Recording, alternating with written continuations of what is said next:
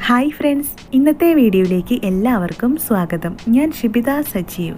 ഈ ഒരു ചൂട് കാലത്ത് കുടിക്കാൻ പറ്റിയിട്ടുള്ള നല്ല ടേസ്റ്റി ആയിട്ടുള്ളൊരു ജ്യൂസിൻ്റെ റെസിപ്പി ആയിട്ടാണ് ഞാനിന്ന് വന്നിട്ടുള്ളത്. ലൂബിക്കയുടെ സീസൺ ആയതുകൊണ്ട് തന്നെ ലൂബിക്ക വെച്ചുള്ളൊരു ജ്യൂസാണ് ഞാനിന്ന് ഉണ്ടാക്കുന്നത്.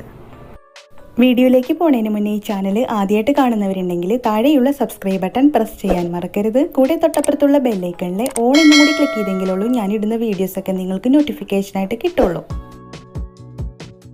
ഇനി നമുക്ക് വീഡിയോയിലേക്ക് പോവാം.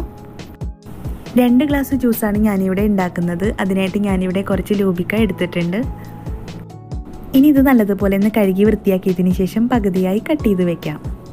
കട്ട് ചെയ്തതിന് ശേഷം ഞാനിതൊരു മിക്സിയുടെ ജാറിലേക്ക് ഇട്ട് കൊടുക്കുകയാണ്. കുരുവോട് കൂടി തന്നെയാണ് ഇത് അടിച്ചെടുക്കേണ്ടത്. പിന്നെ ഇതിലേക്ക് നമുക്ക് 2 ഏലക്കായ ഇട്ട് കൊടുക്കാം. ഇനി ഇതിലേക്ക് ഒരു 1/4 കപ്പ് പഞ്ചസാരയും ചേർത്ത് കൊടുക്കാം. പഞ്ചസാരയുടെ കൂടെ ഞാനൊരു ചെറിയ കഷ്ണം ഇഞ്ചി ചെറുതായി കട്ട് ചെയ്തതും കൂടെ ചേർത്ത് കൊടുക്കുകയാണ്.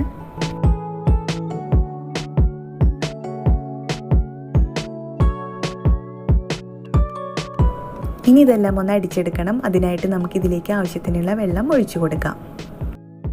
ഇത് അടിച്ചെടുക്കാനായിട്ട് 1/2 ഗ്ലാസ് വെള്ളം മാത്രമാണ് ഞാനിതിലേക്ക് ഒഴിച്ചു കൊടുക്കുന്നത്. അടിച്ചെടുത്തതിന് ശേഷം നമുക്കിതിലേക്ക് ആവശ്യത്തിനുള്ള വെള്ളം ചേർത്ത് മിക്സാക്കി എടുത്താൽ മതിയാവും. വെള്ളം ഒഴിച്ചു കൊടുത്തതിന് ശേഷം നമുക്കിതൊന്ന് നന്നായി അടിച്ചെടുക്കാം. ഇപ്പോൾ ഇവിടെ ലൂബിക്കയെല്ലാം നന്നായി അടിച്ചെടുത്തിട്ടുണ്ട്. ഇനി ഇതിലേക്ക് നമുക്ക് വെള്ളം ഒഴിച്ചു കൊടുക്കണം. ഇവിടെ ഇപ്പം ഞാൻ 2 ഗ്ലാസ് ജ്യൂസാണ് ഉണ്ടാക്കുന്നത്. അതിനനുസരിച്ച് നമുക്ക് വെള്ളം ഒഴിച്ചു കൊടുക്കാം.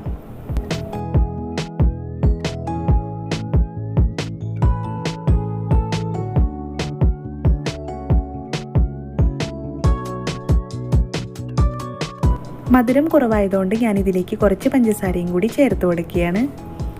പഞ്ചസാര ചേർത്തതിന് ശേഷം നമുക്കിതൊന്ന് മിക്സാക്കി എടുക്കണം. ഇനി നമുക്ക് ജ്യൂസ് ഒന്ന് അരിച്ചെടുക്കാം.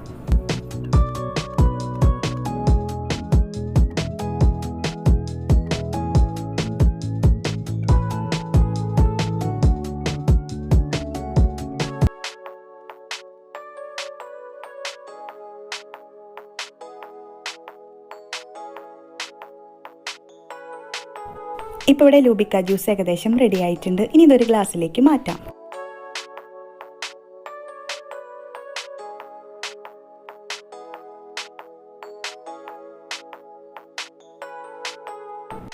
ഇനി ഇതിലേക്ക് നമുക്ക് ഐസ് ഇട്ട് കൊടുക്കാം.